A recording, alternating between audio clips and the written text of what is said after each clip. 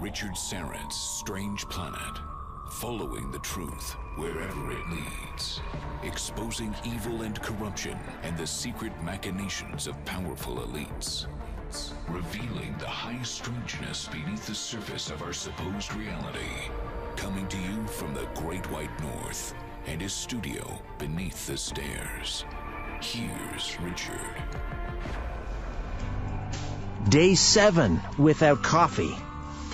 And I'm happy to report I am feeling fantastic. I tell you, I'm drinking green tea, and in the morning I have these shakes. Believe me, I'm the last person I thought would ever get into this, health kick. But I'm having these shakes in the morning. A cup of raspberries, cup of blueberries, coconut oil. Never even heard of coconut oil. But I'm throwing that in the shake, and almond milk and kale. And so I've been feeling so great that I decided to actually start running, which I've not had any physical activity in my life other than, tossing the children around in a good way. We're playing, okay? Or taking them up and down the stairs. So I started to run. Now it's taken me a while to sort of get up to speed, and I'm just kind of chugging along the other day up in Thornhill there.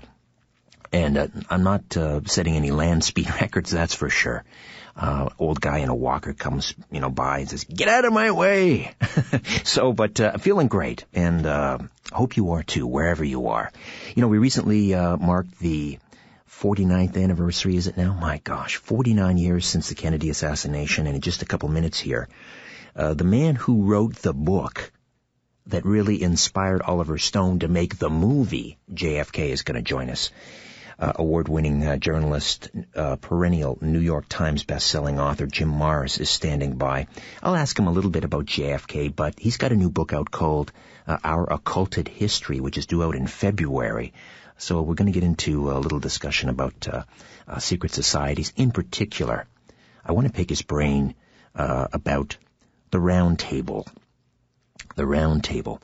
I say that this comes up because recently I hosted an event here in Toronto. G. Edward Griffin, another heavyweight. We only bring you the heavyweights on this program. G. Edward Griffin, of course, author of The Creature from Jekyll Island and World Without Cancer, came to Toronto to speak about Agenda 21. This is the UN's Global Sustainable Development Plan, and a lot of people are very concerned about Agenda 21 because it's, let's face it, the UN is not a big fan of private property, and many critics of Agenda 21 believe that part of the UN's plan is to ban private property and to herd us all like cattle into major centers, increase the population densities, and then rewild, so that we're going to basically leave the hinterlands and the Great Plains and all of that, and abandon it and be herded into the big cities, and then they're going to rewild the rest of North America. Bring back a lot of these animals long extinct from the Great Plains and so forth, as I mentioned. Anyway, that's Agenda 21. So he was here to talk about that, but he also talked about, G. Edward Griffin did, where he feels the real power lies. Who's running the show? And it's surprisingly not the folks at Disney. It's the roundtable groups. Who are these roundtable groups? We're gonna delve into that a little bit with my next guest. As I say, an award-winning journalist. He has over 30 years' experience writing for several Texas newspapers. In 1999, he began teaching a course on UFOs, perhaps one of the first university-level UFO courses in the nation. He also investigated the U.S. Army's remote viewing program 3 years before it was publicly acknowledged by the CIA, and then produced Alien Agenda. What a seminal work that was. In addition, his book, Rule by Secrecy. This is a book I keep on my nightstand. If you're new to this whole field of conspiracies, or what my good friend Nelson Thal calls state secrets, this is the primer. Get Jim Marrs' book, Rule by Secrecy. It's an underground bestseller. His other books include Crossfire, which I mentioned. That was the book that inspired Oliver Stone to write JFK. And His other books include The Rise of the Fourth Reich, The Terror Conspiracy, The $1 Trillion Conspiracy.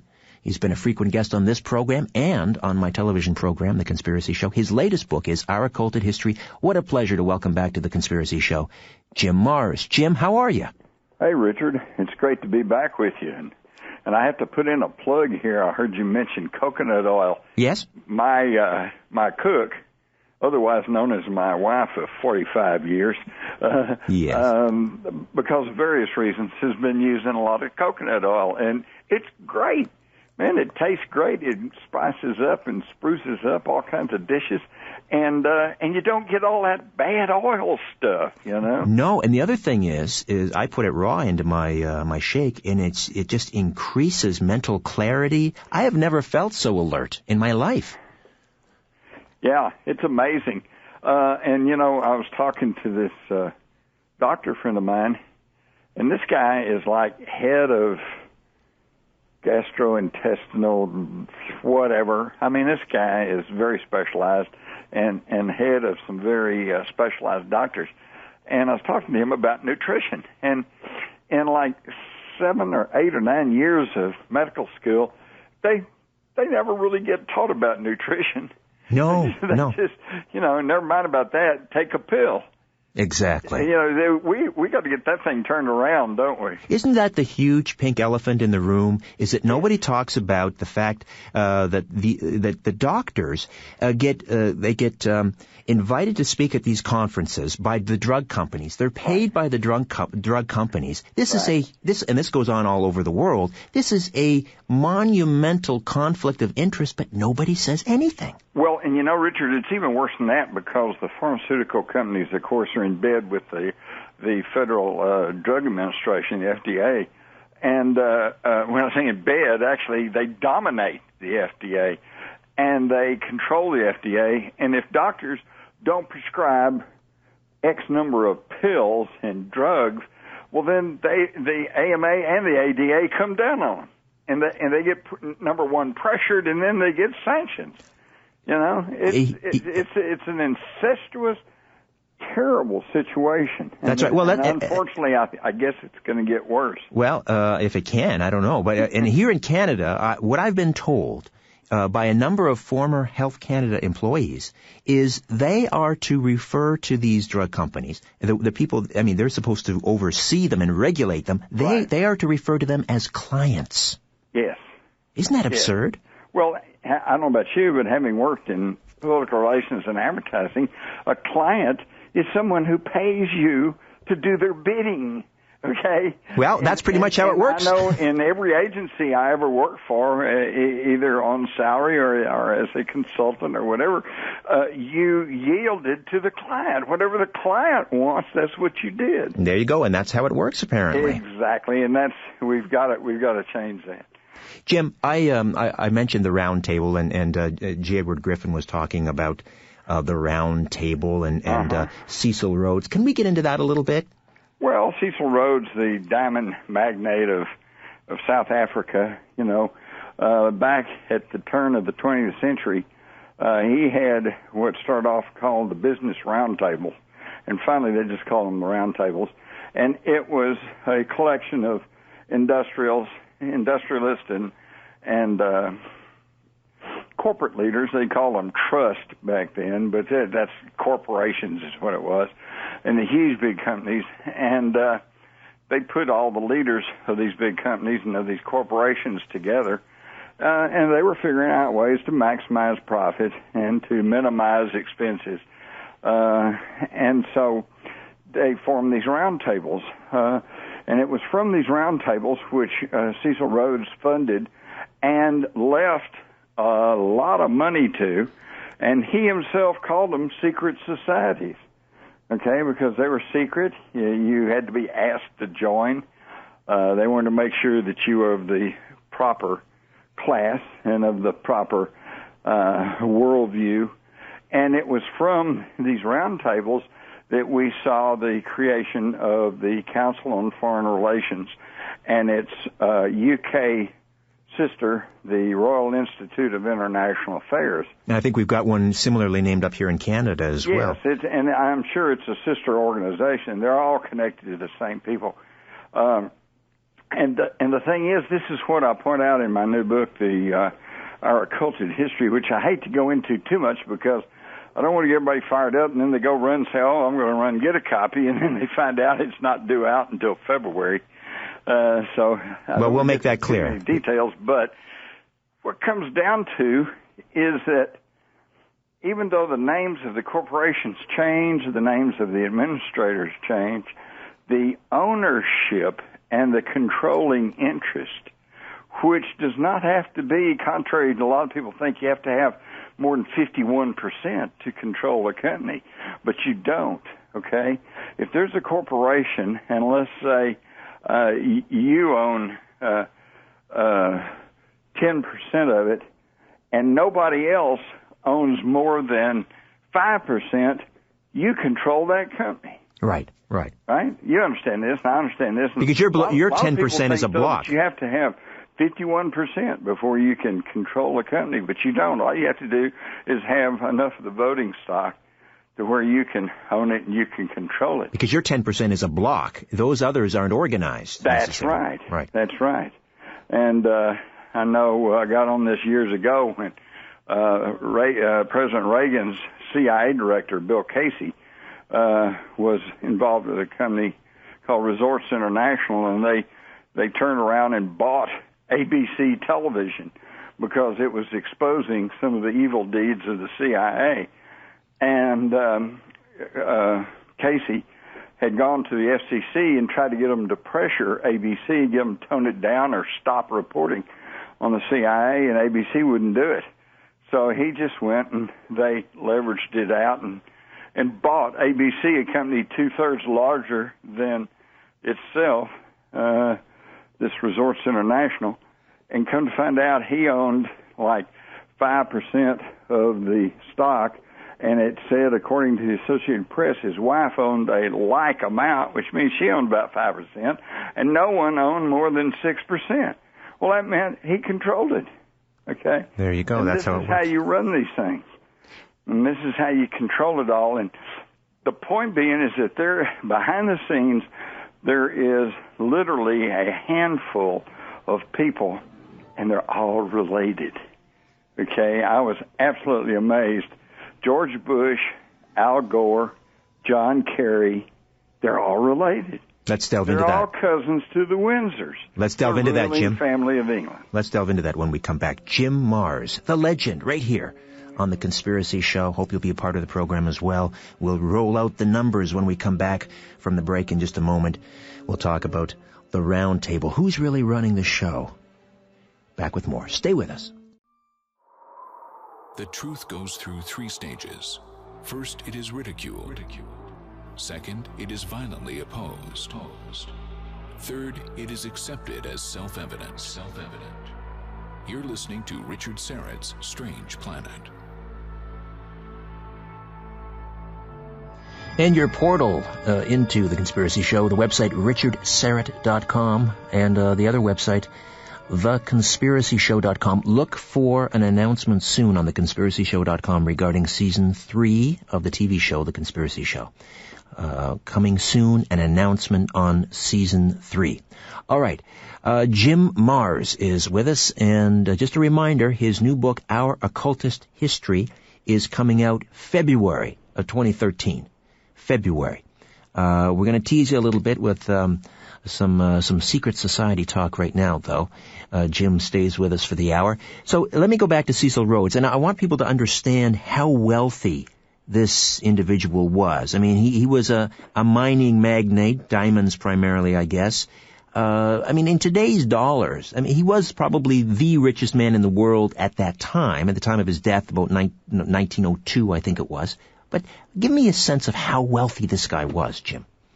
Well, he pretty much owned all of South Africa. That obviously requires some bucks, but he was able to be a controlling influence at the time when the British Empire was, perhaps at its zenith, and they they through the various British corporations through the Bank of England, they pretty well dominated the Western civilization.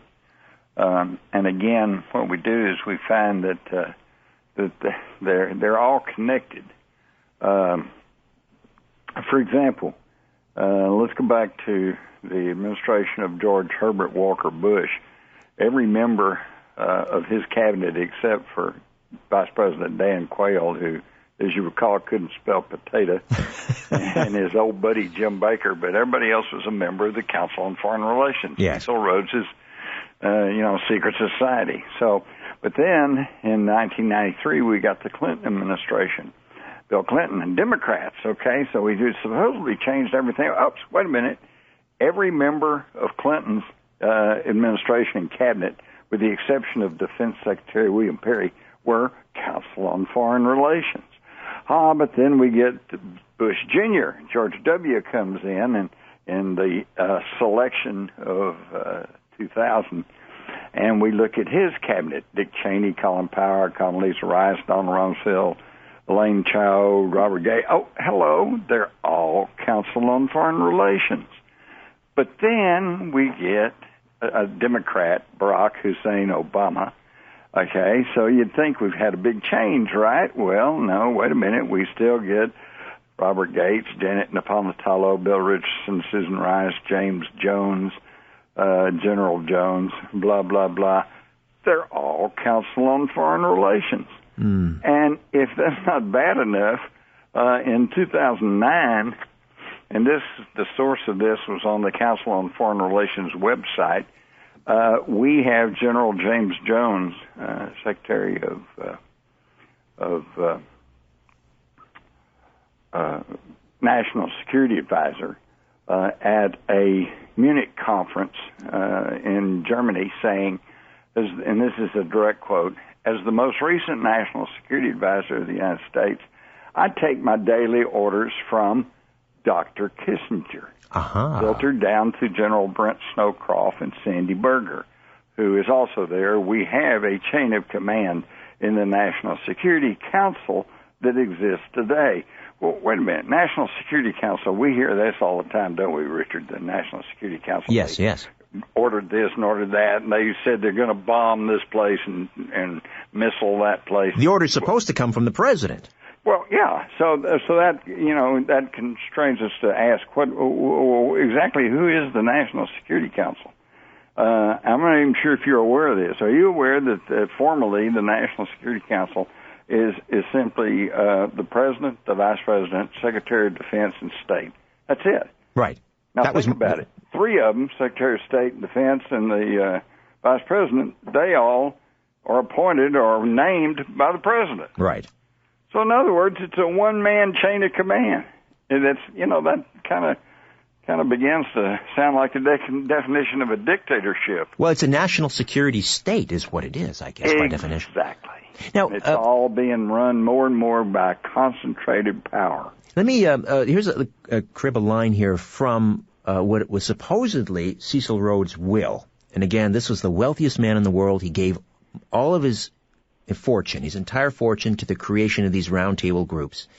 In the will, he says, "To and for the establishment, promotion, and development of a secret society, the true aim and object whereof shall be for the extension of British rule throughout the world." So, what was he trying to do? Bring about one world government, but would be run by the Anglo-American establishment, or? Yep, he was doing exactly what the Nazis tried to do, which was to have their own genetic and eugenic bloodline be in charge of running the world, and it's always been thus. Actually, it's absolutely amazing. But you can go all the way back to Philip of Macedonia, and you can trace these people up through ancient Egypt and Greece and then Rome, and then you can get to Duke Geoffrey de Bouillon, of the House of Lorraine and became the king of Jerusalem, and founded the Priory of Sion and the Knights and helped create the Knights Templars. And then you find out that George Herbert Walker Bush and his wife Barbara both are related to the Bouillon family. And then you come down to the descendants of Louis and Charles and Henry and all these kings of France and Britain, and they're all of the same bloodline. The Bushes, for example, are from the Pierce bloodline, which changed its name from Percy when they came across the Atlantic and began to set up shop in North America. And Percy today still remains one of the largest of the aristocratic families in Britain. And then, according to Lynn Cheney, Dick Cheney's wife, who was preparing a book, she finds out that it goes on, because she found out that a descendant of Maureen Duval, a French Huguenot whose son married the granddaughter of a Richard Cheney, is Barack Hussein Obama. Oh, my.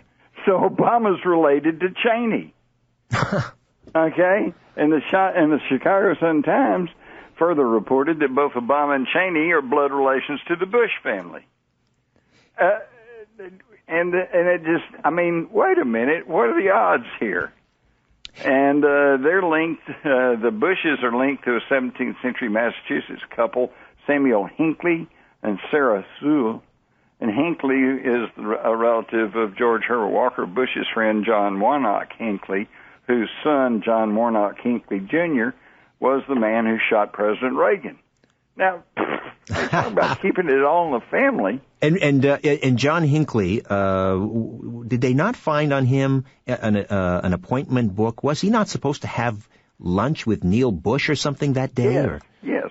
Neil Bush was scheduled to have dinner with I forget now, it's his father or his brother. But anyway, the father, John Hinckley Sr., and George Herbert Walker Bush were old business partners and oil men together here in Texas, and they were close friends anyway. And then, obviously, the family then knew. It just goes on and on. Who was providing security for the World Trade Center when they got demolished? Neil Bush. In September. Yeah, outfit called Securicom. And Securicom, the CEO was Wirt Walker III, as in George Herbert Walker Bush. All right, and one of Bush's younger brother, Marvin Bush, sat on the board of directors. So the Bushes had control over the security of the World Trade Center. My. Jim Mars is with us. It just goes on and on. How are these round tables? Now, my understanding, and correct me if I'm wrong, Jim, is that these secret societies, these round tables, they may have branch offices in every country, but they're organized sort of, because people often say, well, how can you keep something like that secret? But they're organized among a principle of, is it concentric rings, so that nobody on the outside really knows who on the inside is giving the orders? Right. Well, for example, in the Royal Institute of International Affairs, and as with the Council on Foreign Relations, I call them secret societies because it's not like they're a secret. They have websites and they publish foreign affairs. They publish this monthly magazine or quarterly, and they tell you exactly what they're talking about and what they're looking at and how they view the world. I call them secret societies because, Richard, you and I can't join, and neither can any of your listeners. I don't care how much money you have. You can't say, oh, well, that sounds like a good idea. I want to be a member, too. You have to be approved. You have to go through a vetting process, and they have to make sure that you're of the proper class and the proper world outlook, okay, and that you're in tune with their new world order. And only then are you invited to come and be a member, and then you have to pledge that you will not reveal anything that you learn in these meetings or in these discussions. And they say this is so they can have a frank and open discussion. But what it does is, of course, is clamp down a media blackout on their activities and on their thinking, And yet, all you have to do is go back and study what little bit of information does leak out, and you find that all too often, some of the policy changes that they discuss in these secret society members' meetings all end up being official policy adopted by Canada and by the UK and by the United States. So it really makes a mockery of the whole idea of democracy. We have an organization up here called the C.D. Howe Institute. I don't know if you've ever come across them, but they've been, in fact, I believe it was either the C.D. Howe Institute or the Fraser Institute. These are sort of two ostensibly conservative think tanks. But the idea of the Amero, I believe, was the name of it was coined with either at the Fraser Institute, I believe. I can't remember which one it was, but I believe you're right. And of course, the Amero was the idea that they're going to try to have a North American monetary unit to replace the dollar and the Canadian dollar and the Mexican peso. And they began working on this, of course, with the signing of the Prosperity and Partnership in 2005. And they're still working on that, but they're having trouble now because more and more people are waking up and there's more and more resistance. For example, they were going to run that Canamex superhighway right through the middle of Texas, all the way up through the middle of the United States. And then, up to Manitoba, yeah. Yeah, and then run right into Canada, split, I think, and go both east and west. They're still doing it. They're still planning on doing it, but it slowed them down. They had to change the name. The Spanish company that was related to the royals over there, they got eased out, and I think they're changing the name and, a few cosmetic changes going on, but they're still pushing for this because it comes back to what you yourself said, Richard, about what they want is a North American wild area where it's just beautiful, untouched countryside, unfettered by us nasty old humans, and with just a few really magnificent living spaces like huge suburbs, tended by the rich and or owned by the rich and powerful, and then tended by a bunch of serfs or peons that would, do the cooking and the cleaning and the gardening and stuff like that. And that's why they're in the process right now of eliminating the middle class. How does this dovetail, if at all, with Agenda 21 and the UN? In other words, is this roundtable using the UN to achieve this one world government, or is the UN using the American, empire to further the UN's agenda? Let's think on that. We'll take a time out. We'll come back and continue our conversation with Jim Marrs, our occultist history, due out February 2013. Back with more of The Conspiracy Show. Don't go away. As you're staring up at the night sky, ever wonder who's staring back? You're listening to Richard Syrett's Strange Planet.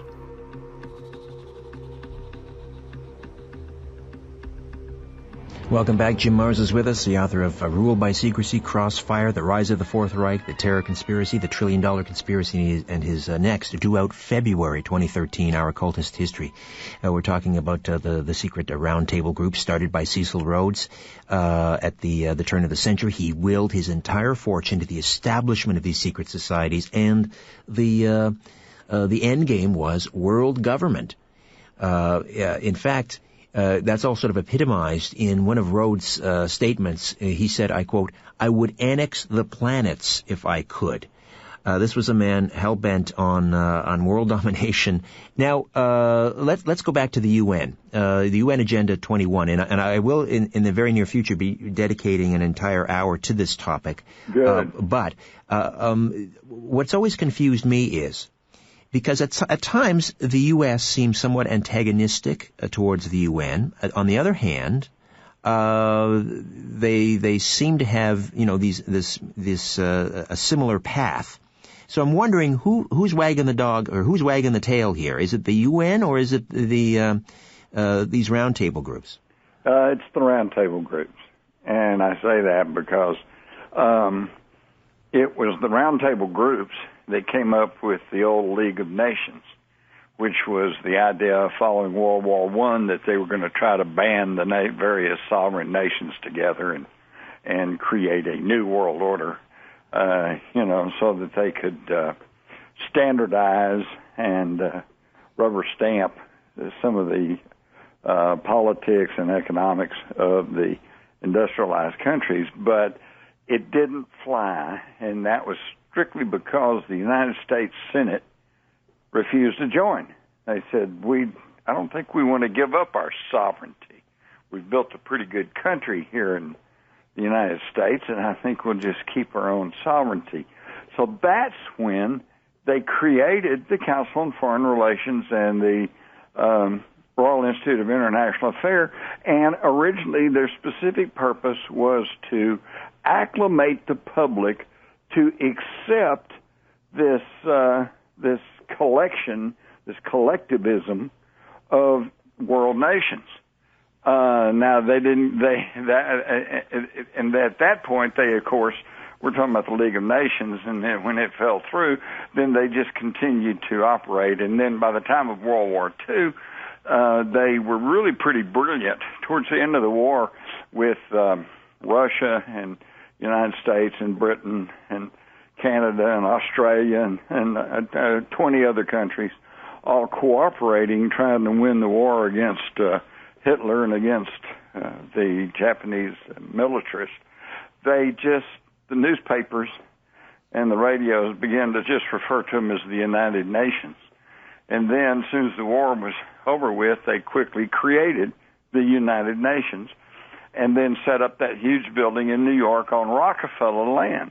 This is all part of the plan to try to collectivize the world and bring them under centralized control. See, and that's why people don't quite understand why these people were so supportive of first communism. They supported the Bolsheviks in Russia rather than the white Kerensky government.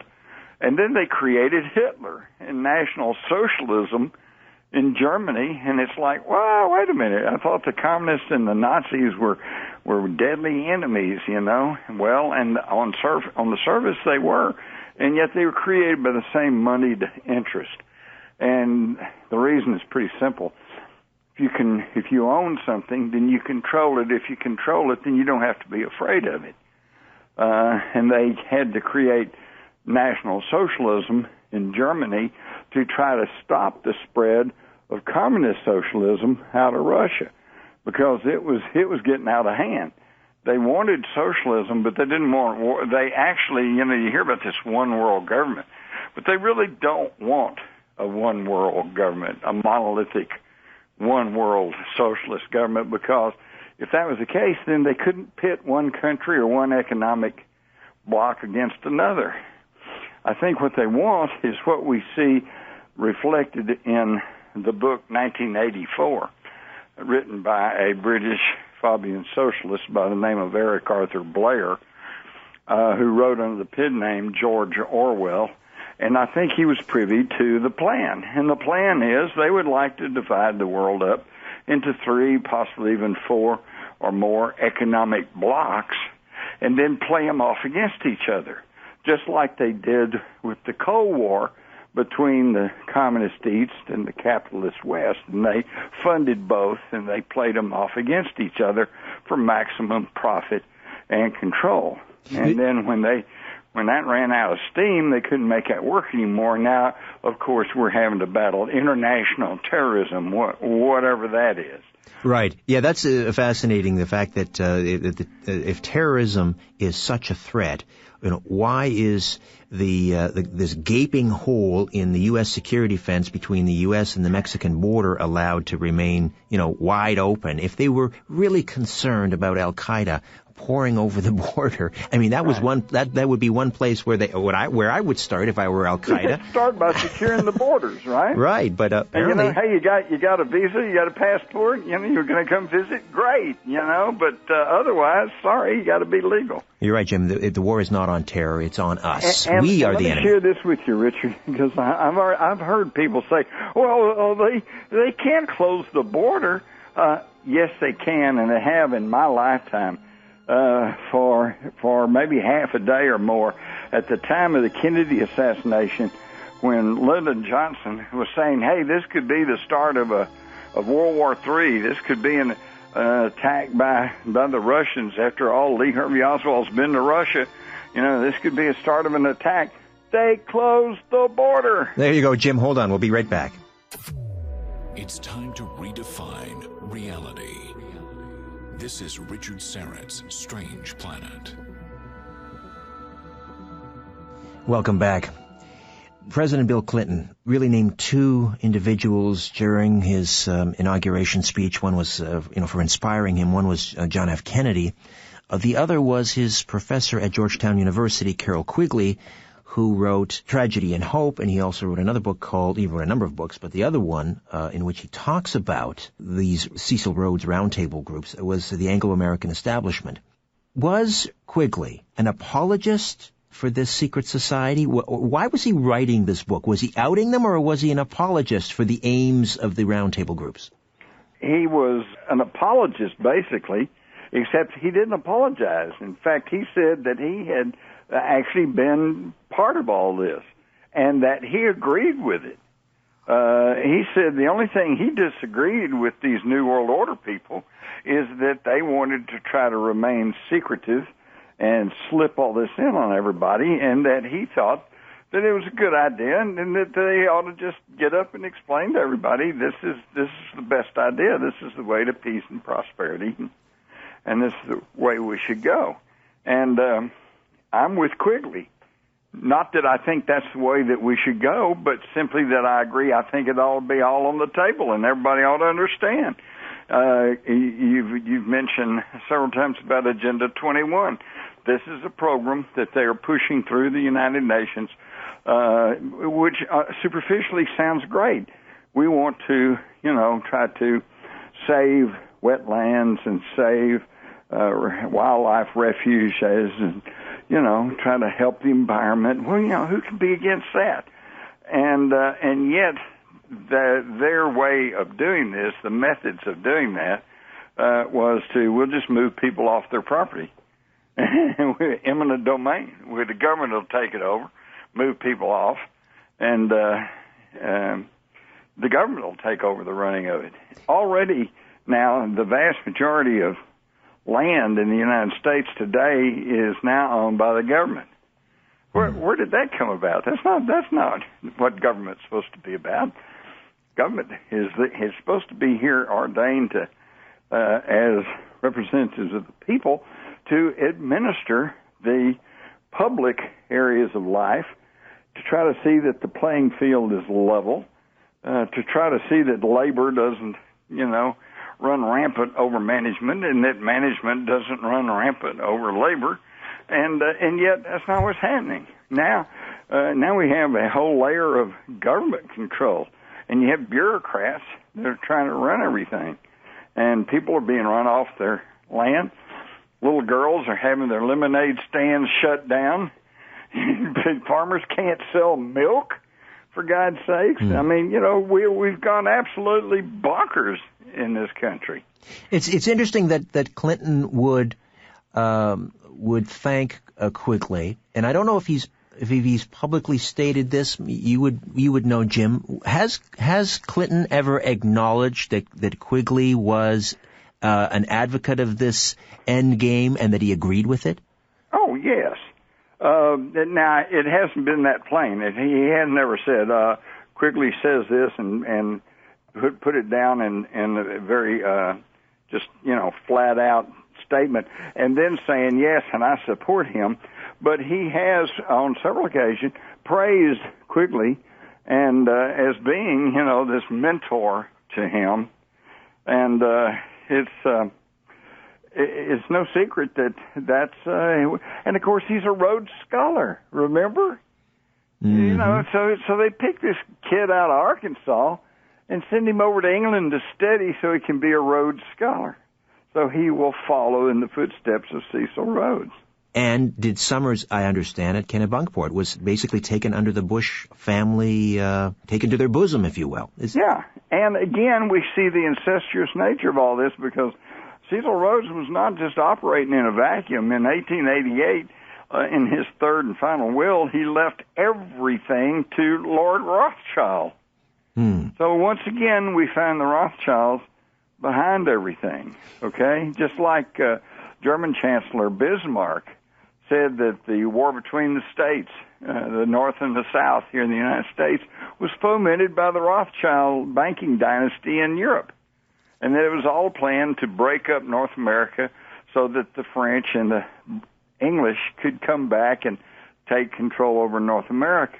Of course, you don't get taught this in school, so everybody goes, what? Where do you get this conspiracy theory? You know, but it's not a theory. It's just there, and historians know it. People that study their history know it, but most people don't know it because they never get told these things. Quigley again. He actually names the leaders of this group. He said, at the beginning it was Cecil Rhodes, and then he handed it off to Alfred Milner. Yep. And then Milner alone ran it until his death in 1925. Then someone named Lionel Curtis from 25 to 55, Robert H. Brand from 55 to 63, Adam Maris from 63 until the time Quigley wrote his book. So who's running the show now? Or does it matter? I mean, do the names matter? That's a good question. Essentially, no, because you probably wouldn't know the names anyway, so it doesn't really matter. But it's the same families and the same ownership. That's what I've been trying to tell people. It's they're still very much in control. This is what the Occupy thing was all about, where they were talking about the 1%. Yeah, the 1%. You know, it's probably 1% of 1%. Yeah, exactly. And even that 1% is kind of an inflated number because most of that 1%, they are people, hangers-on, wannabes, people who are making their living, you know, dealing with this and administering the policies of the less than 1%. But they follow along with the game plan, and so they count, even though they're not the decision makers. It's just like in any large corporation. People say, "Well, let's find the president of the company, and we'll just lynch him, and everything will be okay." No, that has worked. In fact, most presidents of most large corporations, particularly in Canada, the United States, Britain, are for the most part probably decent people. They're family men. You know, they like their opulent lifestyle. They like to have chauffeur-driven limousines, and they like to have their country estates and everything. But basically, they may be perfectly fine people. They're just capable administrators. They follow the policies that are set by the chief executive officers and by the people, sometimes faceless people, who sit on and I say faceless because they're just not known to the public, who sit on these boards of directors and then direct them. Okay, here's what you're going to do, and then they see to it that these orders and these marching orders get carried out. And so you can't even say, well, we'll wipe out the president and the vice presidents of this corporation and everything will be all right. No, it's got to get to the ownership. And then you're in a real problem because I'm the last one in the world that says somebody can't own something. That's one of the bedrocks of freedom. If you can't own something, then nobody's free, are they? Well, yes, except if the free market is no longer free, if you have a situation where you have a couple of monopolies. I mean, right. Teddy Roosevelt, tried to bust up Standard Oil. Of course, that was pretty difficult to do. But there comes a time. What happened? Okay, here was Standard Oil, which at one point controlled probably 90% of the whole petroleum industry of the world, and they said this is a monopoly, which it was. So the Supreme Court acted, and they broke it up into, I believe, like 33 different companies. Okay, well, old John D. now, instead of having majority ownership in one monopolistic company. Now he's got majority ownership in 33 companies. He became the world's first billionaire. So, it's a tricky deal. But I think there's ways of working it out. For instance, Walmart, out of Benton, Arkansas, and they what's the fellow's name that started Walmart? Oh, was it Walsh? No, Walton. Walton. Walton, or Walton, yeah. I think. Anyway, you know who I'm talking about. Yes, Sam Walton. Sam Walton. And he had a great idea for marketing, and he just went wild and kept building more stores and spread out. And now, Walmart comes in a place and runs off all the mom and pop shops, and then pretty soon they've got it because they now have such a buying power that they can buy stuff and sell it a lot cheaper than the average businessman can. That's why they've been so successful. Okay, I have no problem with that, and I have no problem with Sam Walton building up his little empire. If he's a hard worker and as long as he's doing things legally, that's fine. But there needs to be government. At some point, there needs to be government that acts as referee.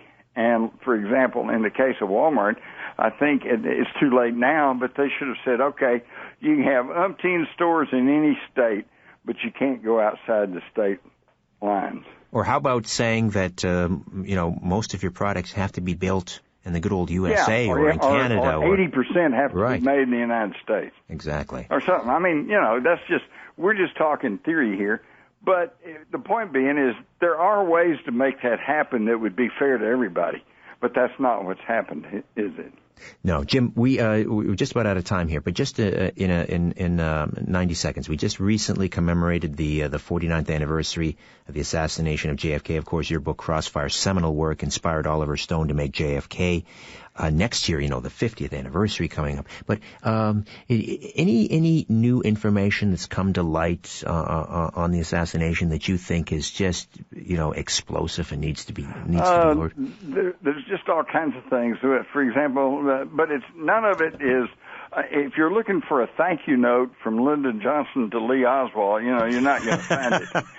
But there's stuff like we now have a document shows that the CIA internally, 5 or 6, half a dozen top officials of the CIA were very concerned about Lee Harvey Oswald 2 months before the assassination. And in fact, they were wondering if it was the same Oswald that had defected to Russia. So this was something, you would have to have lived through it.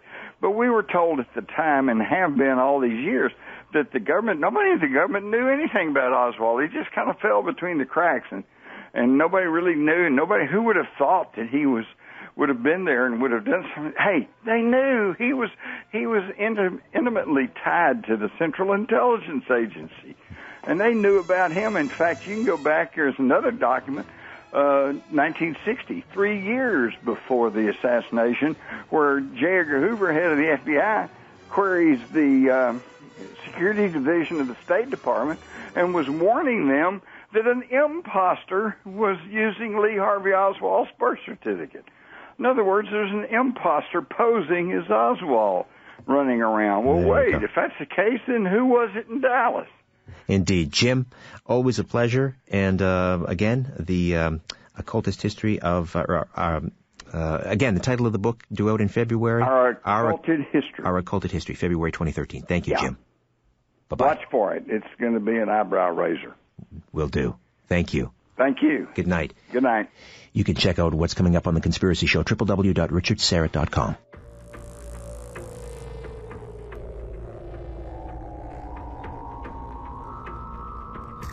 Richard Syrett's Strange Planet drops every Monday, Wednesday, and Friday.